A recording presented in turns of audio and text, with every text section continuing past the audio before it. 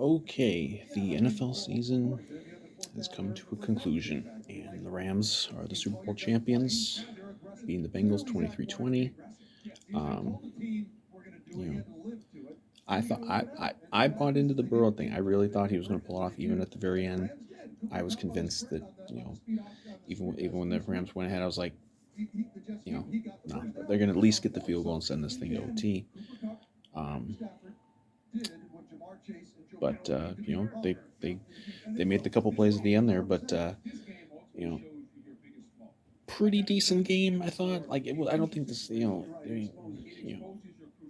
it was just a 3 point game, and obviously, like the winning touchdown was scored under 2 minutes to go. I didn't feel like it was. I don't think like this was one of the all-time great Super Bowls or anything. It was. Um, I never felt like either team was really playing that well. I think it was kind of a plodding game most of the way. um, you know, Early on the Bengals go for that fourth down where they're basically at midfield and it doesn't work out, and that kind of gives. I think that set up the Rams' first touchdown, and then they get another one. It's like, you know, even at that point, it's 13-3. Then they botch the PET with the bad hold or whatever, and it's like, well, yeah, they're up 10 points, but it didn't feel like it was a blowout. Like I never thought the Bengals were out of it. Um, and they got back into it, late. Then the late in the first half, then the Rams kind of had a chance to maybe do something, and kind of kind of botched it a little bit. I don't know what. I didn't understand like that whole sequence. Like, um, it was coming up on the 2 minute warning, and they're like hurrying to get a playoff before the 2 minute warning. It's like just, and then they rush the play, which I didn't understand, and you know Stafford just chucks that ball deep into the end zone, and it's picked off. Um, okay, a little interruption there. Yeah, um, they rushed this play. Stafford chucks the ball. Now it was like I think it was like a 3rd and 12 or something like that. Anyway, so if there was nothing else there, you do that. It's basically a punt.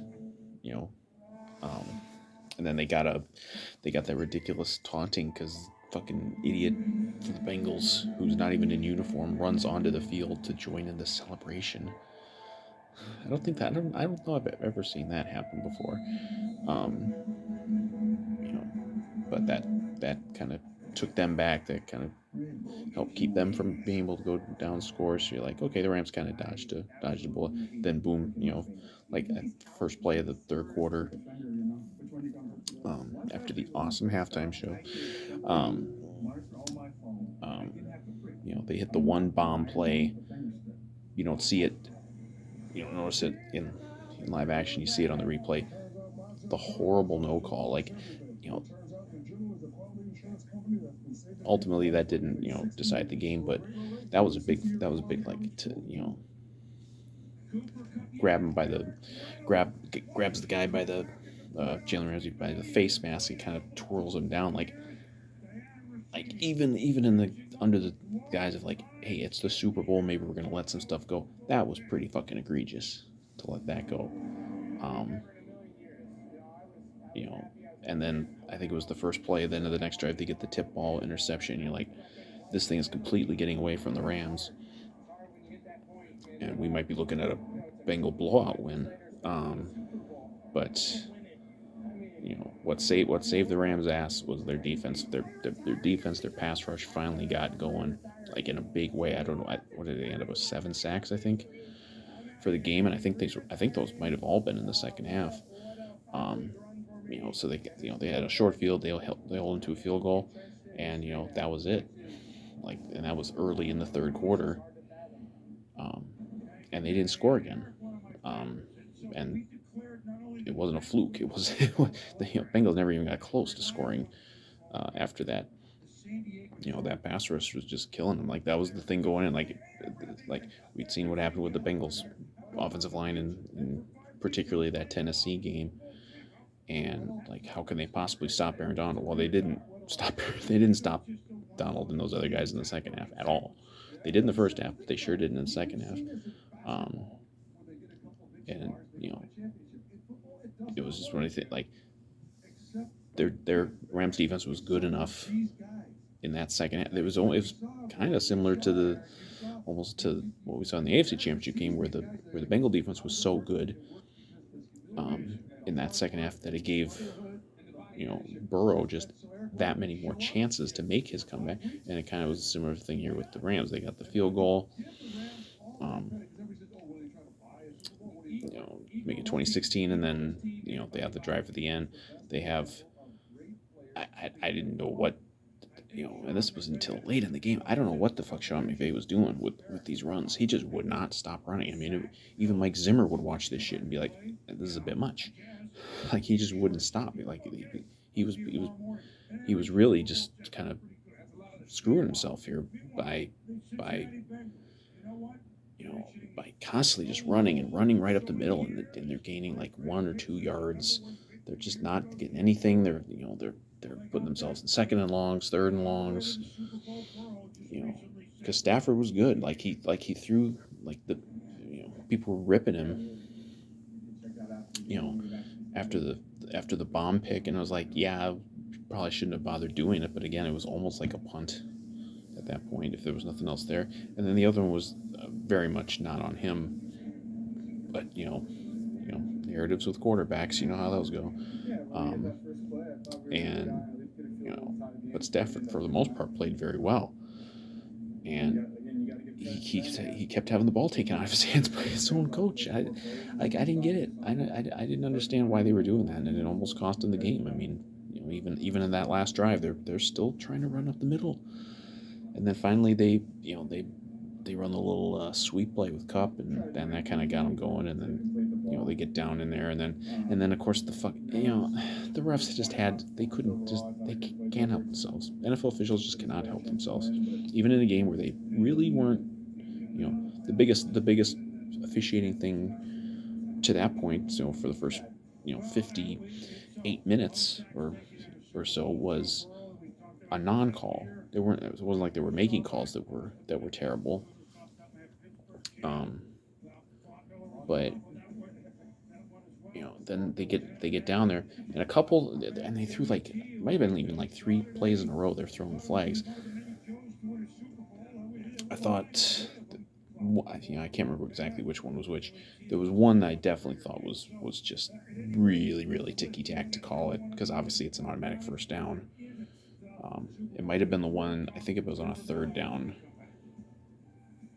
where they threw the flag. It's like, and one of the other ones, and then of course they had offsetting penalties, and it's like, I have a hard time believing that there was nothing really to be called for the first 58 minutes, and then suddenly in the last 2 minutes everything needs to get called. It's like, I wouldn't say in this case, and I'm as hard on the NFL and officiating as anybody. I have a hard time looking at this game and being like, they rigged it to be this way. But if you let stuff go for 58 minutes and then suddenly you're calling it in the last 2, because defensive players, they get, they see how things go throughout the game, and they're like, hey, officials are not throwing flags for some of these things, so we can maybe get a little more physical. But then, with the game on the line, they try to get a little physical, and they're throwing flags because they've been conditioned for 58 minutes that you can do that. But so they had, I don't even know how many goal-to-go plays there. They had 7 or 8 plays. Finally get in, and even there they're trying to run the ball a little bit. It's like, just at least, but they finally put it in Stafford's hands. He threw the touchdown, and I'm like, okay. I still, at that point there was still a minute and a half left or something like that. Bengals had a couple timeouts. They only needed a field goal. You figured, even with what's been happening to them in the second half, you still think, I thought Burrow was the new Brady. It's just with the shit that goes his way, but obviously not. They get up to midfield. You know, maybe they got a little too reliant even on the run on that, um, like a 3rd and 1, and they run it and get stuffed. It's like they weren't really like running out of time yet, but I think looking back, they would probably do something a little differently. Put the ball in Burrow's hands to do something. Um, and then biggest play of the season, biggest play of careers, and Donald breaks through and gets the pressure on Burrow, and he didn't have much of a chance. Although I thought the pass was actually going to get caught. It looked like the guy was there; he was kind of open, but he wasn't able to throw it accurately at all. And there's your game, and the Rams win the Super Bowl, and Matthew Stafford wins the Super Bowl, and they surprisingly gave the MVP to Cooper Kupp. I looked at the stats. I thought maybe, did he have more yards than I thought? He didn't even have 100 yards. But a lot of what he did was on that last drive. He had the run. That was a huge conversion, and I'm sure they docked Stafford for the picks, even though we've seen quarterbacks throw like pick sixes in a Super Bowl and still get an MVP, or at least Brady did that once. So I don't know about that. I would have probably, I would have either given it to Aaron Donald or to Stafford. But so the super team won. Team's really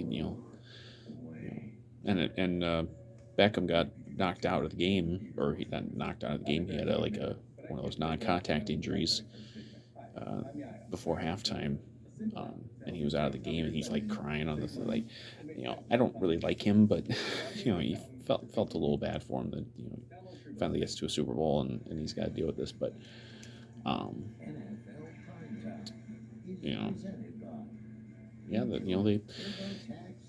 they that was the big move of last offseason, was the trade to bring in Stafford and get Goff out of there, and it paid off because it goes to show you. And it's just where we can segue into talking about the Vikings. It shows that it can be done. Like, it can be done with if you just put a whether you want to call Stafford before this year an underachiever or what, like put a guy like this in a better situation, better surroundings, and you can win a title. It doesn't have to be a thing where you gotta dump your good quarterback and just chase these draft picks. You don't have to do it. This is now 4 of the last 7 Super Bowls that have been won by a quarterback who was acquired either through a trade or free agency. You don't have, and obviously there's more than just the quarterback, but I mean, in this world where all people only want to talk about quarterbacks, like, you can do this. You can do it. Just because a quarterback is available for a trade or is available in free agency, it doesn't mean that they're somehow a lesser player and you can't win a Super Bowl with them. It's so much about team. It's just relentless, the insistence that it's all about the quarterback. Like, I think Stafford played well, but he doesn't win a Super Bowl if it isn't for people like Cooper Kupp, Aaron Donald, Von Miller. It just doesn't happen. It's a team. It's coaching. And I thought some of the coaching was not very good in this game, but you can do it. It helps when you don't have a coach who's like openly sabotaging your quarterback, like we've kind of had, And now we're getting the guy. We're getting McVay's right-hand man. Kevin O'Connell will be introduced, I would assume, probably not tomorrow. He's probably going to be out partying all night, but maybe like Tuesday or Wednesday or Thursday or something. And I think, getting a guy who's come from this situation now, seeing what happens when you get a quarterback like Stafford. And I'm sorry, Stafford and Cousins are not that dissimilar. They're just not. You know, it's like you there's nothing that the Rams did this year with Stafford that they couldn't have done if they had traded for Cousins, or that we can't do in the future. Um, and we're getting the guy who he wasn't the play caller for the Rams, but he was he's kind of the right hand man here. Um, and one would hope that he's learned these lessons about what you can do with a quarterback, and maximize a quarterback who maybe hasn't been in the best spots in the best situations to succeed. Because we've got look at these fucking offensive weapons we're gonna have, going into next year. And we've had a lot of them this year, but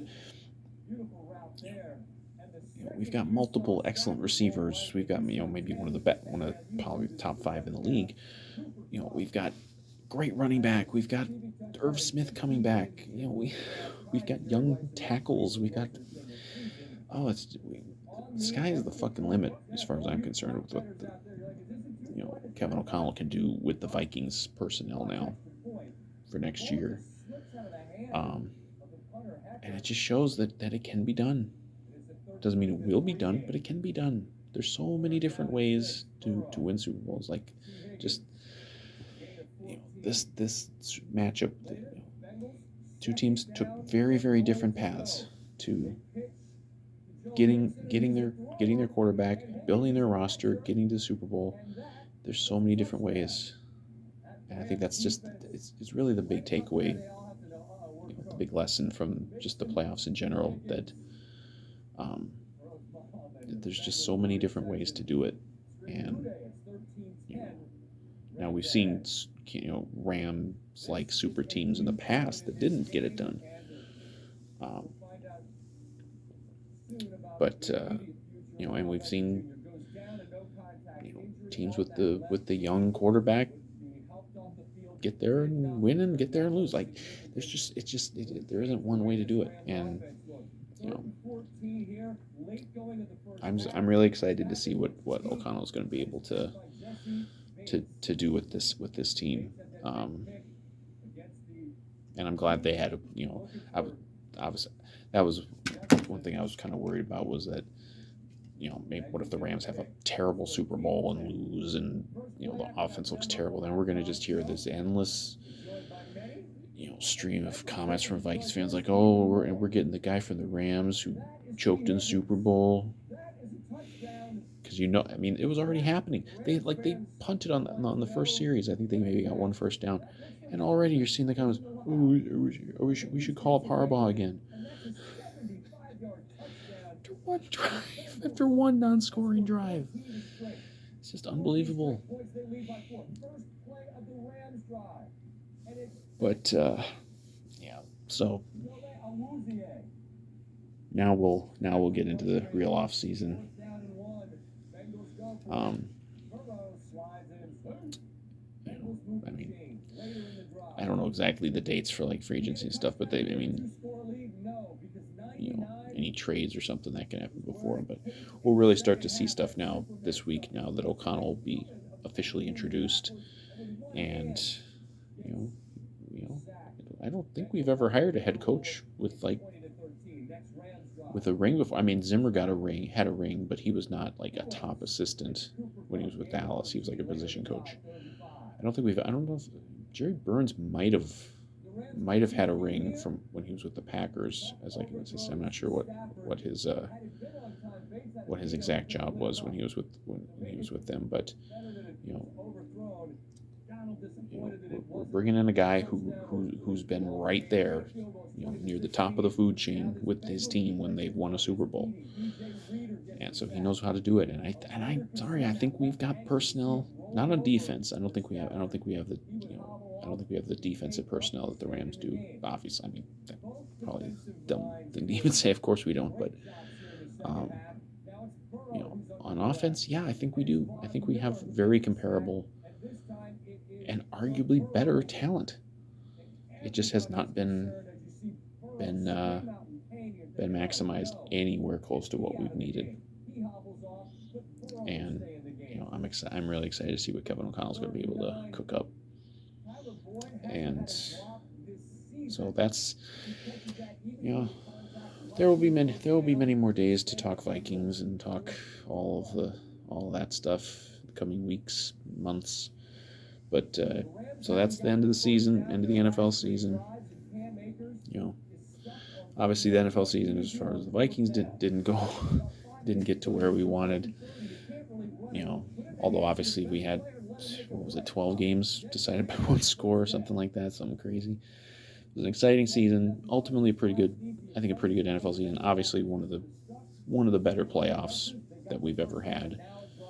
And Rodgers and Brady both got knocked out in their opening game, and that alone was a wonderful, wonderful thing. So that I'll probably in the years to come, I probably won't even remember the Super Bowl that much, but I will remember the joy in seeing Aaron Rodgers walk off the field at Lambeau and Tom Brady walk off the field in Tampa into retirement.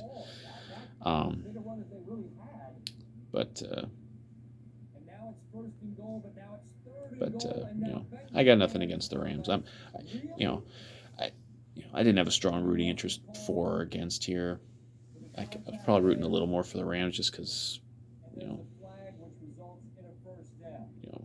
the O'Connell factor and the Stafford factor. Because division rival and all, but I always respected Stafford. I thought he was a good quarterback, and he was, kind of being left out to dry by Detroit. And the Bengals. I think the Bengals were legit, but I don't think they were like. They probably shouldn't have been in this game. I mean, let's face it. Chiefs choked, Titans choked. A lot of weird stuff just went their way.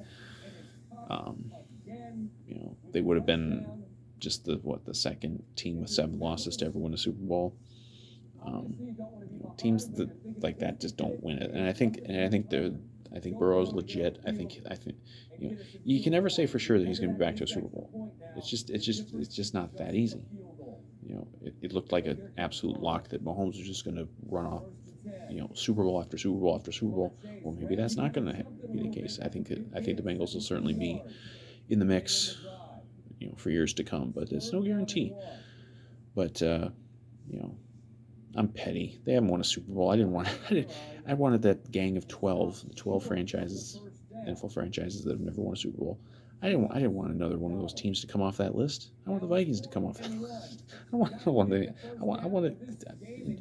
come back into the pit of misery with us Bengals. I don't want teams to win a Super Bowl before we do. But yeah.